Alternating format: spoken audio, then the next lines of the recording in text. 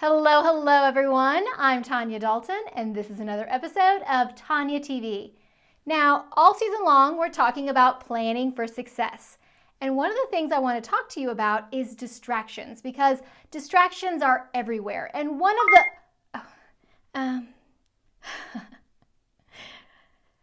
the okay, sorry. What was I talking about?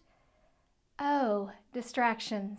Like the pings from your phone, the just-a-minute meetings, and the constant questions. Mom? Mom? Mom? You know what I mean, right? The distractions really do take away from our important work. So today, I want to talk about 5 ways to avoid distractions. And I've got a free download of one of my favorite ways to battle distractions that I'll have towards the end of this episode.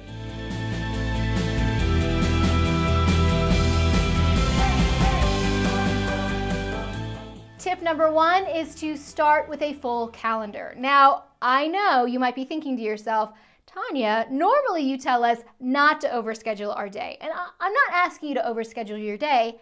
I'm asking you to fill your calendar. And I want you to intentionally block off time for the things that are important to you.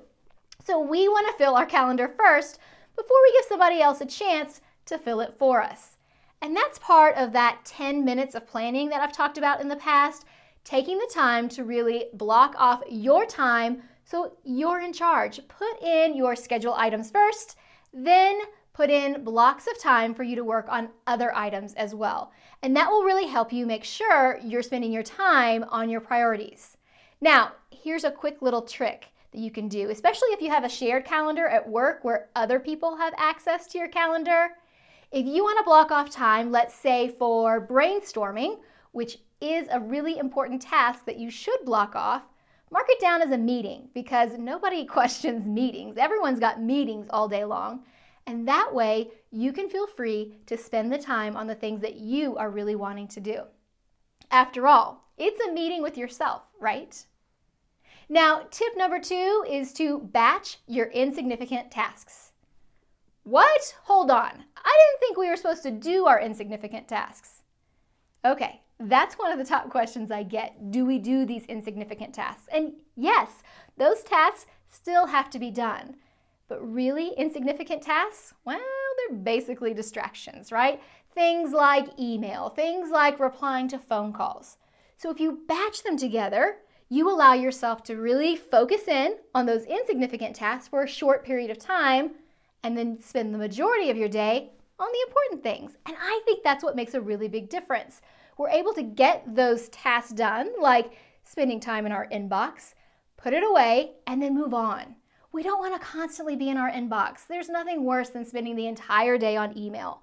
So, batch those insignificant tasks, get them done, and move on to the bigger work. Tip number 3 is to set containers. Listen, we can be our own worst distraction between wandering minds and low energy. So we really need to make sure that we're building in time for breaks. So when we're batching out our tasks and we're blocking out and creating this schedule for our day, I want you to make sure that you're putting in time for breaks. Now, here's the problem a lot of time with breaks is we feel a little bit guilty taking those breaks, don't we? We feel bad going on the internet and kind of just, looking at videos and doing things that are silly or just frivolous.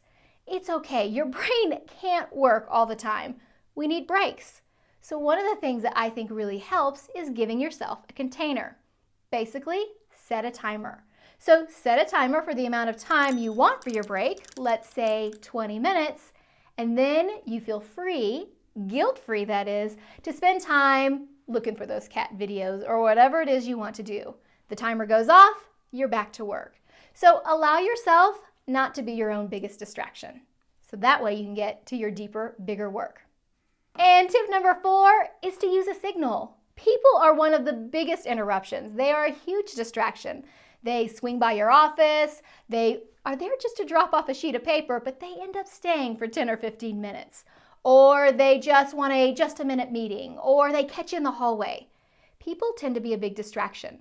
So we need to make sure when you're wanting to do your deeper work, you're giving them a signal. People don't know your boundaries unless you communicate it. And I think that's really important because Often we get irritated when people are distracting or overstepping their bounds, but if we don't give them a signal that we're in our deeper work, they don't know. So there's a lot of ways that you can do this. You could put on a set of headphones. Now, when I say headphones, I don't mean just those little Apple headphones. I mean, put on some big headphones that are really hard for someone to miss. So that way, when they come by and you're staring right at your screen with these headphones on, they can't miss it. It's hard for them not to realize you're doing deeper work. You could also, if you have an office, close your door. Or one of my favorite things to do is to put up a sign. And I have a sign for you. This is a download that I've got that you can grab at inkwellpress.com/sign. Now, the sign works great in several places. It works really well at work because it communicates to people who swing by your office or your cubicle that you're in the middle of deep work. But it also works at home, especially if you've got kids. So let me tell you what I do when I have my sign up at home. So as you know, I've got 2 children, Jack and Kate, and they love to interrupt. There's something about when you're in your big work that the kids seem to have this like magnet, and they know and they want to come and they want to interrupt you, right? So here's what I do. Before I put my sign up, before I get into my deep work, I tell them, I'm getting ready to get into a deeper work mode. Does anyone have any questions for me? And if they have questions, that's their time to ask. And then I tell them, if you ask me any questions while the sign is up, the answer is no. And then I get to work. I put my sign up, and if they come and they ask me questions, well, the answer is no. Can I have a juice box? No. Can I play a video game? No. Can I ask you a question? No. Can I go clean my room? That never happens. And that's the trick. The answer is always no. I don't have to think about it. They don't have to think about it. They automatically know that the answer is no. It takes some training. It takes training of people at your office. It takes training for your kids. But eventually, people do get it. And having the sign really does help make your boundaries really clear. And then the 5th tip for avoiding distractions is to start early. You know, before distractions are even awake, they're still asleep or they're not around. Getting up early really allows you to focus without all the other noise and the clutter of the day. It allows you to spend time on what is most important to you. I like to get up early. I get up around 4:30. A lot of people say that's too early for them, and that's okay. But why don't you try getting up 45 minutes earlier or an hour earlier than your normal time, and see if that doesn't help you feel a little bit better about your day.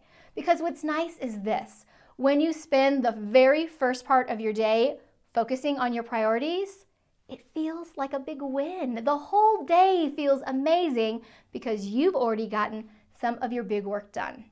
It doesn't have to be hard stuff. It doesn't have to be things that you're not looking forward to. Make it something you're excited about. Make it a ritual. Turn on the fire. Get yourself a cup of coffee or a cup of tea. Whatever it is, make it so it feels great.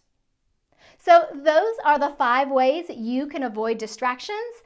And I really think that you'll find that when you're using these techniques and these tips, you'll have a lot more success getting to that deeper work. So here's my question for you. What's your biggest distraction? What are the things that interrupt your day and keep you from doing the work that you really want to do? When you start working to eliminate distractions, you're going to find that you have more time for what matters most. And by doing that, you'll end up being happier and you'll feel more productive. And we all know a productive life is a beautiful life, and that's what I want for you. Want to learn more about distractions? I've got a podcast episode for you. You knew I was going to say that, right? I'll be sure to include the link in the notes below. I also have several blog posts, so I'll include those as well. Don't forget to subscribe because I have new videos all the time. All right, until next time, have a beautiful and productive week.